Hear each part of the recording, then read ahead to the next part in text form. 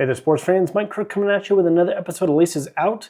Thankfully, we are dug out. I know last week's episode was like really short and quick to the point because we're spending most of last week digging out of that snowstorm.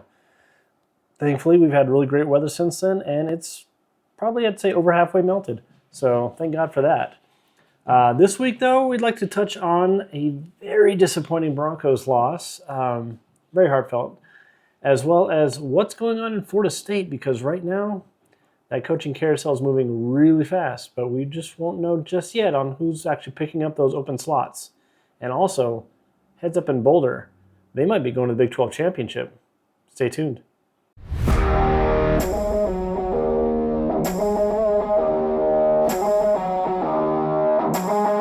Okay, so first things first, that was a gut-wrenching loss for Denver on Sunday. To go down, I mean, you're leading the entire game, up 14-3 at one point, to come down and to lose it on a blocked field goal.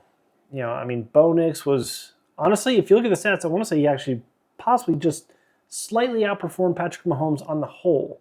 I don't know. I'll throw up a number here to show the comparison between the two. But, yeah, you have a rookie quarterback in Arrowhead, and you're leading like 95% of the game. And to lose it, it still hurts to talk about a little bit. I mean, I thought I was over it, but, even a few days later, it still kind of hurts. To have those interior linemen to just break through that protection and just pretty much be able to decimate the kicker. You can't put all the blame on the linemen. You can't put all the blame on Lutz. The kick was kind of low. I mean, he should have probably, kicked that one a little bit higher. It was a chip shot, let's be honest. He didn't have to drill that thing so low.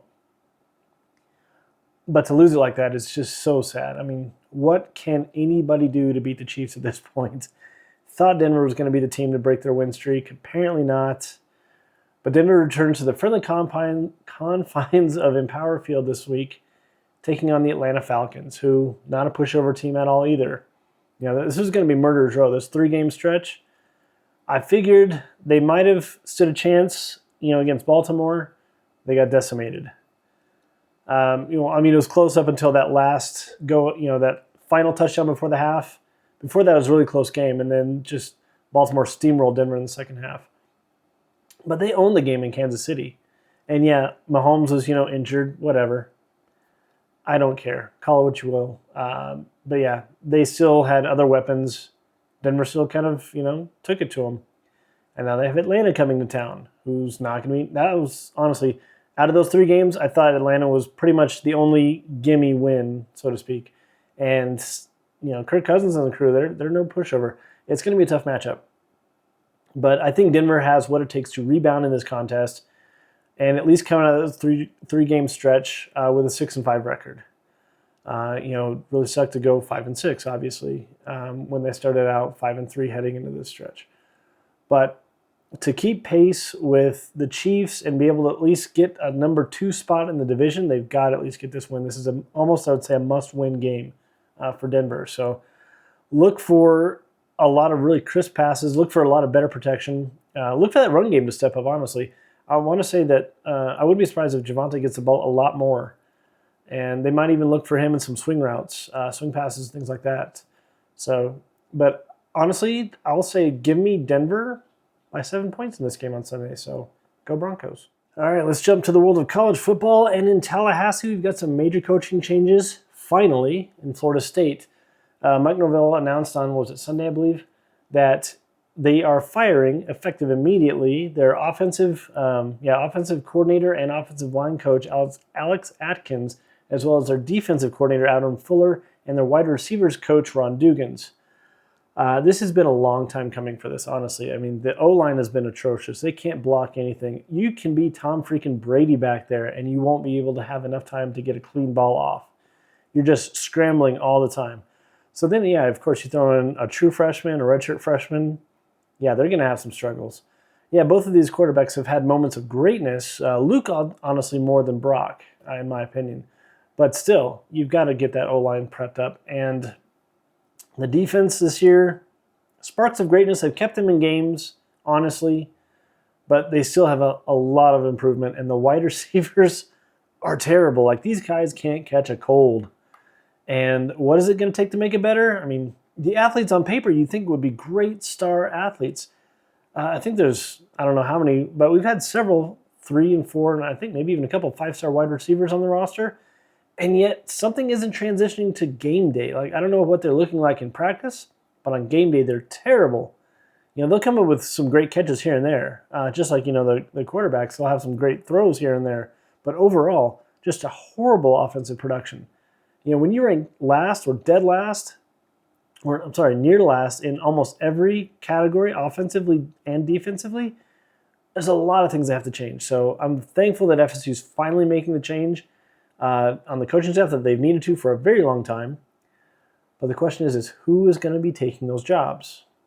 Someone from the college ranks? Are they going to pick someone from the pros? I don't know.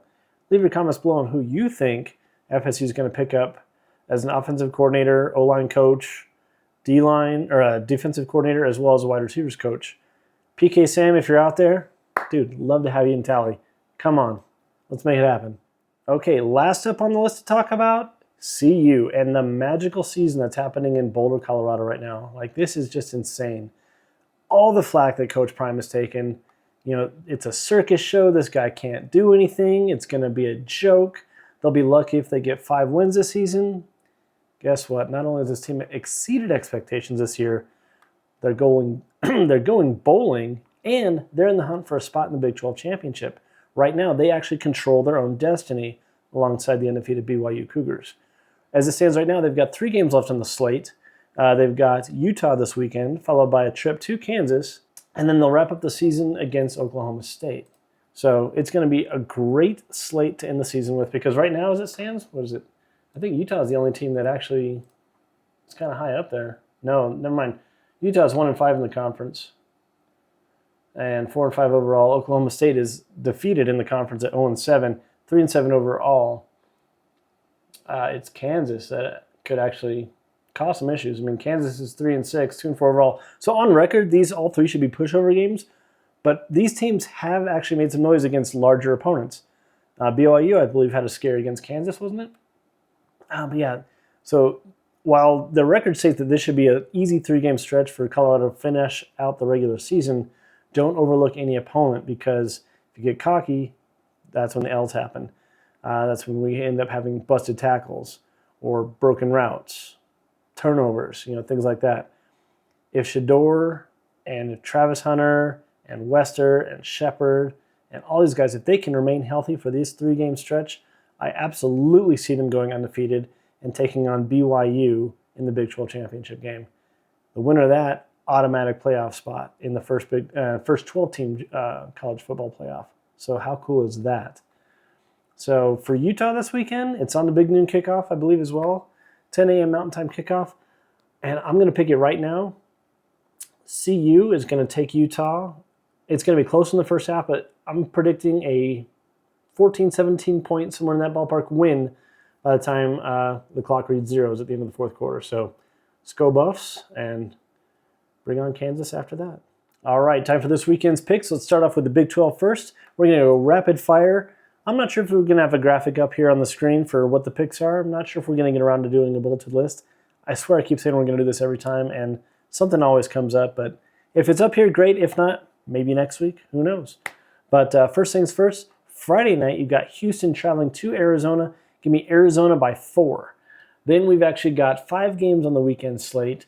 I've already picked Utah, the Utah-CU game. So, yeah, I've got CU winning by somewhere between 14 and 17 by the time the final whistle blows on that one.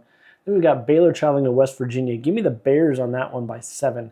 We've got Arizona State traveling to K-State all day long. Give me the Wildcats on that one by 10.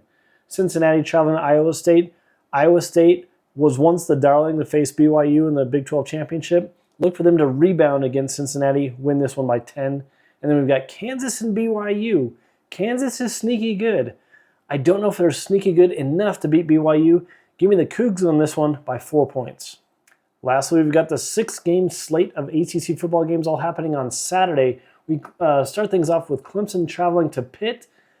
Honestly, Pitt's really good, and I think that they're good enough to beat Clemson in their own house. So give me Pitt by 6 points. Syracuse traveling to California. I'm going to go with the Bears on this one. Give me California on this one by 7 points. We've got Louisville traveling to Stanford. The Cards all day on this one. Give me Louisville by 10. Boston College traveling to SMU. No way the Eagles walk out of this one with a dub. SMU by 14 points or more. It could be a really bad beat. Could be a really bad beatdown for the Boston College Eagles. Virginia traveling to Notre Dame. No way the Cavs have a shot on this one. Notre Dame Notre Dame's going to cruise to a win in this one. 30 plus points, hands down. Wake Forest going to North Carolina. Tough one. I'm going to go with North Carolina on this one by like 10 points. Give me North Carolina. Starts out real slow, but somehow in the fourth quarter they pull away for a 10-point win. All right, there you have it. Another episode of Laces Out is officially in the books. I'd like to thank you again if you made it this far. But if you do like the content, make sure you smash that like and subscribe button. It greatly helps out the channel, and it appeases all the social media gods.